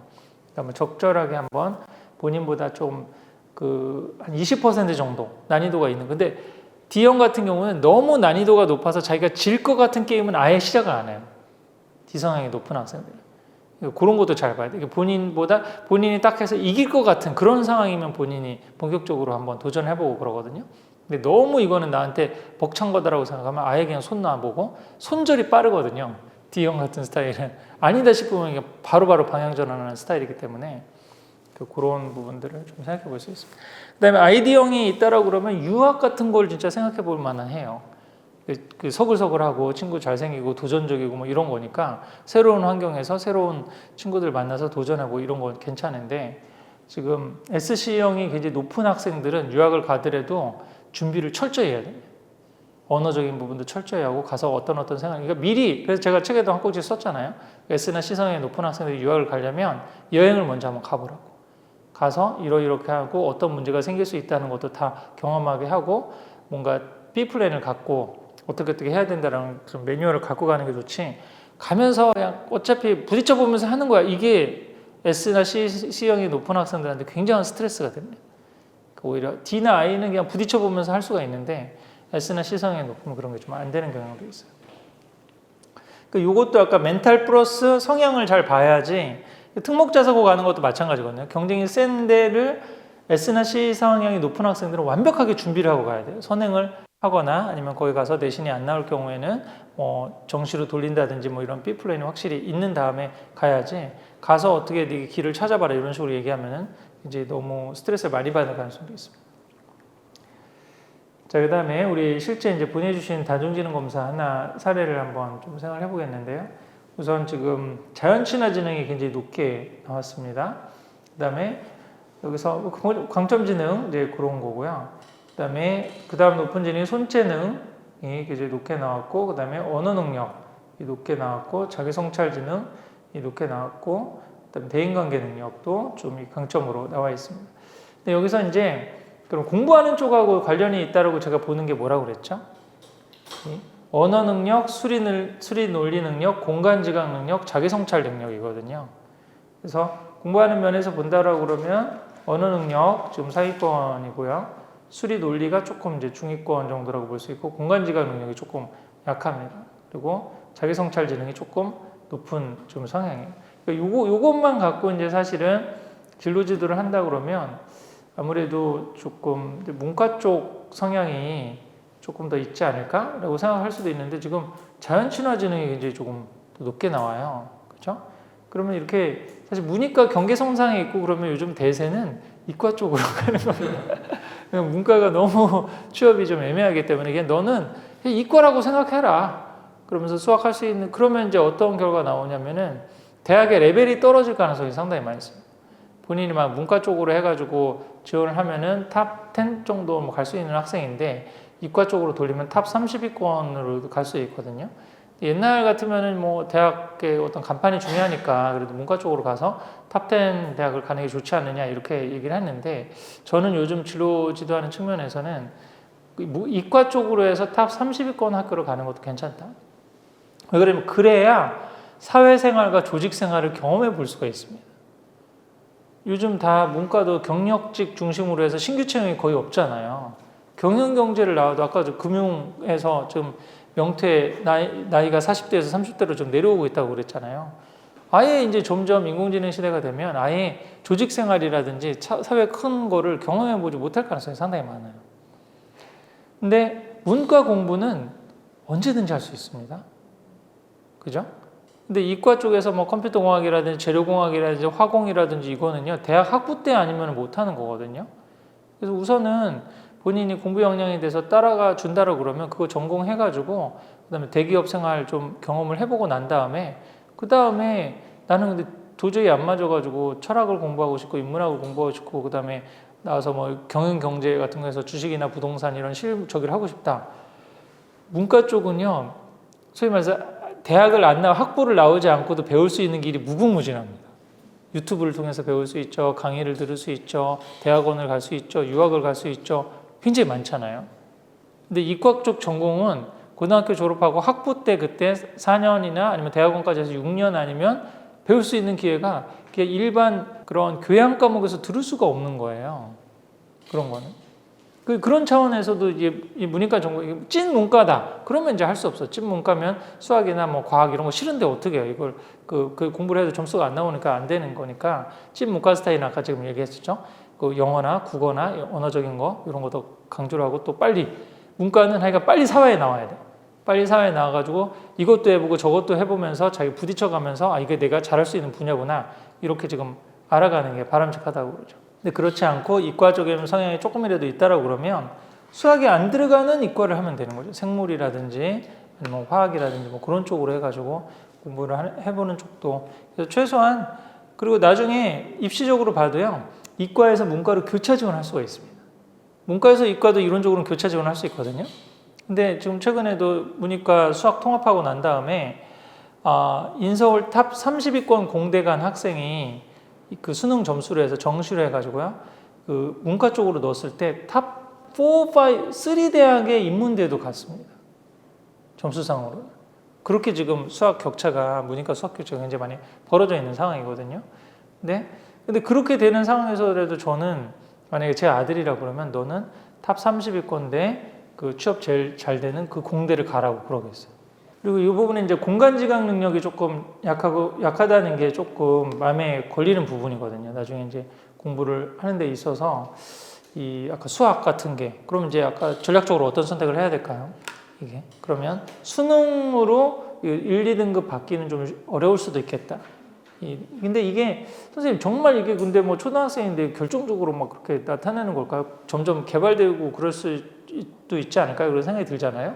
그러면 이제 공부머리 테스트를 계속 해보면 돼요. 그게 점점 늘어나서 공간지각 능력을 어렸을 때는 좀 적었는데 점점 수학 공부를 잘하다 보니까 공간지각 능력이 더 생길 수도 있잖아요. 그럼 이제 점점 올라가겠죠.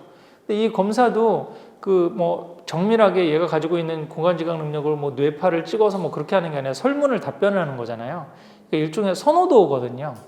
근데 그게 자연스럽게 또 나타나는 거예요. 내가 못하면은 자꾸 좋아한다고 하기가 싫거든. 뭐 이렇게 뭐 잘하는 게 있냐, 음악 같은 경우는 뭐 콘서트에 뭐 가본 적이 있냐, 악기를 연주해 본 적이 있냐 그런 설문이긴 하지만 솔직하게 대답을 하다 보면은 내 재능이 다 드러나게 되는 거죠.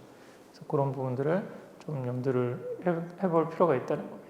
우리 다음 학생 같은 경우는 지금 강점 지능 역시 자연친화 지능이 굉장히 좀 높게 나왔고요. 대인관계 지능이 좀 높게 나왔고, 근데 조금 아까 그럼 공부하는 쪽에 관련되어 있는 언어는 67점이면 중상 정도라고 볼 수 있고요. 수리 논리가 77점이, 공간지각이 역시 44.4죠. 그러니까 이렇게 되면 이제 아까 말씀드렸듯이 그 초등학교 때라도 경시대회에 가서 수학이나 과학으로나 뭐 영재원 추천을 받는다든지 경시대회 같은 경우는 지금 안 나갔을 가능성이 이것만 봐도 조금 알 수가 있는 거예요. 이게 그래서 공부 쪽으로 이렇게 확 치고 나갈 가능성은 지금은 크지는 않다. 그러면 다중지능적으로 계속 아까 공모리 테스트를 보면서 공부 쪽으로 방향을 틀어야 될지 아닐지를 좀 생각해 볼 필요가 있고요. 또 한 가지는 지금 낮게 나온 영역이 음악하고 자기 성찰하고 예술 시각이잖아요. 그럼 이 부분은 지금은 이제 선호도 테스트에 관심이 떨어진다고 볼 수 있는데 이 부분이 낮은 학생들은 약간 염려가 되는 게 뭐냐면 스트레스를 푸는 자기만의 방법이 조금 없을 수 있어요. 근데 여기 좀 신체 운동이 좀 높게 나오니까 그게 좀 커버가 될 수 있죠. 몸을 써가지고 스트레스를 풀 수 있는데 정서적으로 약간 그런 부분들을 해소할 수 있는 부분이 좀 부족할 수도 있거든요. 그러면 이런 학생일수록 멘탈을 좀 더 길러줄 필요가 있어요. 스트레스 받는 환경에서 내가 땀 흘려서 스트레스를 풀고 근데 뭔가 음악을 듣는다든지 아니면 뭐 그림을 그린다 예술을 한다는 거는 몰입한다는 거거든요. 몰입하면서 그 순간에 좀 집중할 수 있는 뭔가가 있어야 되는데 그런 부분이 없고 약간 좀 삶이 드라이할 수가 있거든요. 근데 이제 앞으로는 그 경쟁이 치열한 특목 자사고에서도 멘탈 잘 지키는 아이들 중에 제가 공통점이 하나는 운동을 좋아하거나 취미가 있는 애들. 이런 애들은 스트레스를 이렇게 매니지하는데 훨씬 더 그렇지 않은 아이들보다 좀 강점이 있을 수 있거든요. 그래서 만약에 뭐 학교에서도 뭐 그런 걸 많이 해주거나 뭐 사교육을 하더라도 본인이 뭔가 잘하는 뭐 그림을 그린다든지 악기를 연주한다든지 저는 이런 거는 굉장히 좀 좋게 생각하거든요. 그래서 뭔가 하나 스트레스 풀고 몰입할 수 있는 또 그것뿐만 아니라 뭔가 취미가 있으면 친구가 있습니다. 같이 할 만한 혼자만 안 하는 거일 수도 있잖아요. 같이 하는. 그래서 저는 이제 사회지능 같은 게 굉장히 조금 약해. 저는 전형적인 이제 C성향이기도 하면서 이제 앞으로 강의 많이 하고 그러니까 D성향적인 것도 있어서 지금 그런데 제가 지금 사회 정서지능이 조금 떨어지거든요. 이게. 그래서 이제 그거를 어떻게 또 느꼈냐면은 우리 좀 징편에 내려가서 제가 활쏘기 궁도를 배웠어요. 궁도를 그 여러 가지 이제 이론적으로도 그러고 활쏘기도 굉장히 좀 좋은 부분도 있고 배워야 될 것도 있고 그래가지고 우리 아이들한테도 좀 가르쳐 주려고 궁수를 그걸 했는데 가서 연습하는 거는 저는 전혀 스트레스가 없었는데 아시죠? 끝나고 나서 회식이 있고 같이 하는 분들하고 자꾸 뭐 으쌰으쌰 모이자고 그러는 게 난 그게 너무 피곤하더라고 그게. 난 활쏘기 하러 왔는데 활만 가르쳐 주면 되지.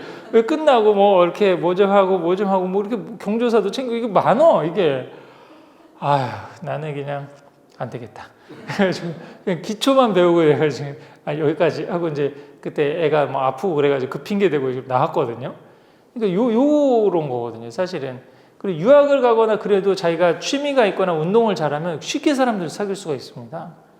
근데 이게 안 되면은 그 사회 정서적인 부분이 같이 떨어질 부분 가능성도 있기 때문에 어렸을 때 뭔가 그런 걸 좋아하는 것들이 있다라고. 근데 그나마 지금 신체 운동 능력이 높은 건 좀 좋은 모습이라고 보여지거든요. 그러니까 몸을 움직이든지 아니면 취미 생활이 있든지 뭐 이런 부분들을 사실 길러줄 필요도 있다라고 생각합니다. 자, 그리고 회복 탄력성 이거는 우리 정식 검사도 있고 간단 체크리스트도 있는데 제가 이거 책에도 지금 하나 했는데요. 요거를 한 달에 한 번이나 일주일에 한 번이나 아니면 인생에 있어서 굉장히 중요한 결정을 내릴 때 있잖아요. 부모님도 이사를 간다든지 아이 학교를 선정한다든지 이럴 때 요거를 활용해 보는 것도 좋다고 저는 많이 권하거든요. 왜 그러냐면 내 멘탈이 무너진 상황이나 아니면 좋지 않은 상황에서 결정하면 지혜롭지 못한 결정을 할 가능성이 상당히 많이 있어요. 그래서 요거를 9개를 동그라미 맞으면 동그라미 아니면 X 잘 모르겠으면 세모 이렇게 해가지고 질문이 9개니까 요거를 책에도 써놨죠. 신호등 판별법으로 해볼 수가 있다고. 그래서 그 7, 8, 9점이면 그린라이트거든요. 이때는 한번 뭔가 이사를 가도 되고 결정을 해도 되고 좀 도전적인 그런 어떤 교육적 시도를 해도 괜찮아요. 근데 아이나 부모나 둘 다 지금 3점 이하다. 이러면은 새로운 거는 하지 말아야 돼. 현상을 유지하면서 뭔가 빨리 몸과 마음의 체력을 기를 필요가 있거든요. 그리고 또 옐로우도 될 수 있으면은 그런 중요한 새로운 결정을 하지 않는 게 좋고 좀 신중하게 좀 접근할 필요가 있습니다. 그래서 이거를 회복 탄력성 검사를 단순히 아이의 멘탈이라든지 뭐 이런 것뿐만 아니라 부모님도 같이 활용을 해볼 수가 있어요. 그래서 이거를 제가 한 꼭지 썼잖아요. 1년에 한 번씩 연말에 가족 세미나 같은 걸 해보면 좋겠다라고 하는 거죠. 그래서 내가 한국에서 해도 괜찮은데 제가 이제 보홀 프로젝트라고 한 게 좀 떨어진 시간과 공간이 좀 다른 곳에 가가지고 좀 조용하게 집중할 수 있는데 좀 가가지고 아이랑 같이 한 3박 4일 정도 하면서 지금 공머리 테스트 한번 해보고 그다음에 다중지능 검사도 다시 한번 해보고 회복 탄력성 검사도 한번 해보고 디스크 검사도 해가지고 파일을 만들어가지고 매년 그걸 업데이트하면서 그다음에 내년도는 그럼 우리는 어떻게 할까? 어떤 계획을 세울까? 이런 식으로도 한번 해볼 수 있으리라고 생각합니다. 그리고 이런 거를 계속 반복하시다 보면은 아까 결과지를 보는 눈이 생기거든요. 그리고 아까도 제가 다중지능도 될 수 있으면 그 초등도 초등 버전을 하지 말고 중고등 버전을 하시라는 게 100분위 점수가 나온다고 그랬잖아요. 그 점수가 점점 올라가는 게 보이잖아요. 그리고 회복 탄력성도 점수가 나오니까 얘가 초등학교, 중학교 때는 좋았는데 고등학교 간 다음에 회복 탄력성이 뚝 떨어졌어. 멘탈이 지금 많이 무너져 있구나. 그럼 지금 공부하는 게 좀 중요한 게 아니라 멘탈도 길러주는 게 굉장히 중요하니까 그런 좀 필요하면 상담도 심리 상담도 좀 받게 해준다든지 호흡하고 명상하고 차라리 문제지도 풀고 막 그러려고 하는 것보다 우리 심 선생님 책 본 거 있잖아. 네가 시험장에 가서 120% 실력 발휘를 하는 게 더 중요한 거지.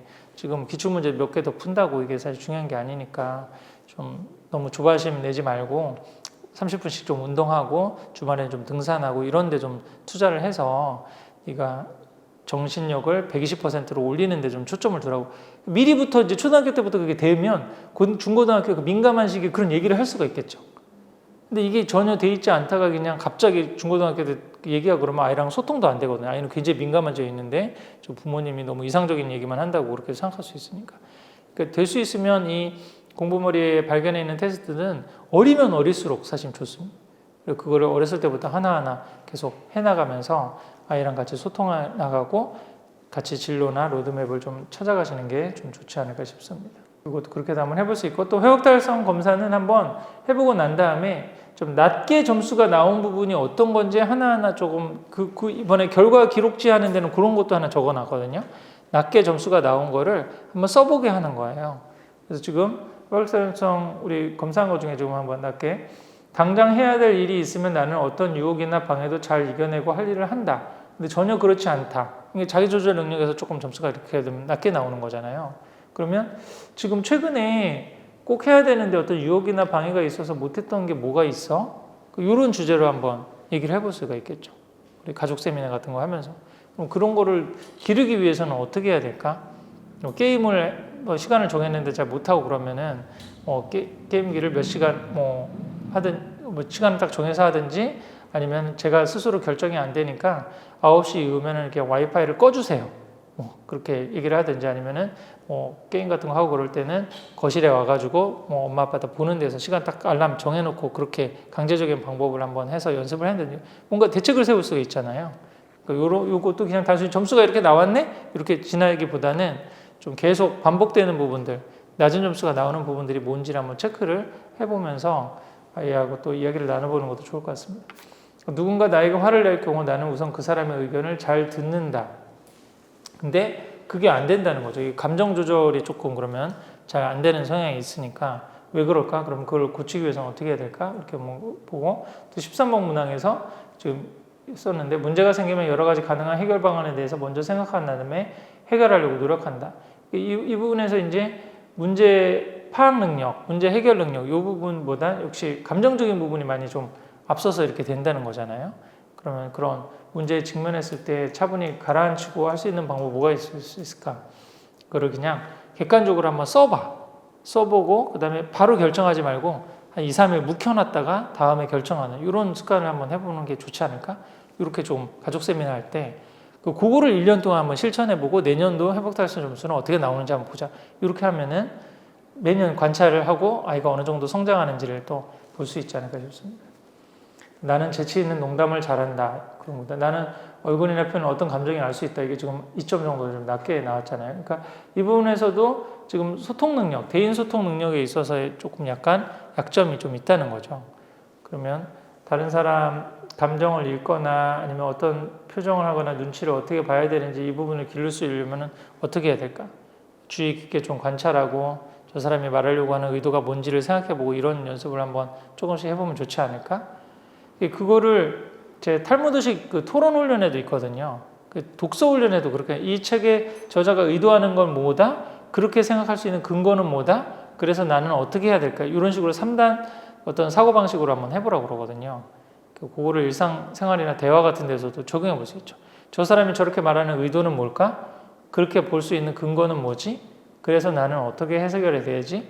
요거를 뭐 하루에 일주일에 한두 번이라든지 아니면 문제가 생겼던 인간관계 그걸 한번 복기해 보면서 그런 걸 다시 한번 그럼 정리해 본다면 어떻게 볼 수 있을까? 이렇게 하면 이 회복 탄력성을 좀 늘릴 수 있겠죠. 회복 탄력성 개념이 좋은 게 근육이라고 보거든요. 이게 점점 단련하고 향상시킬 수 있다라고 보는 거죠. 어떤 정해주고 불변의 어떤 저희가 대상이 아니라고 보는 거니까. 디스크도 그게 좀 장점이에요.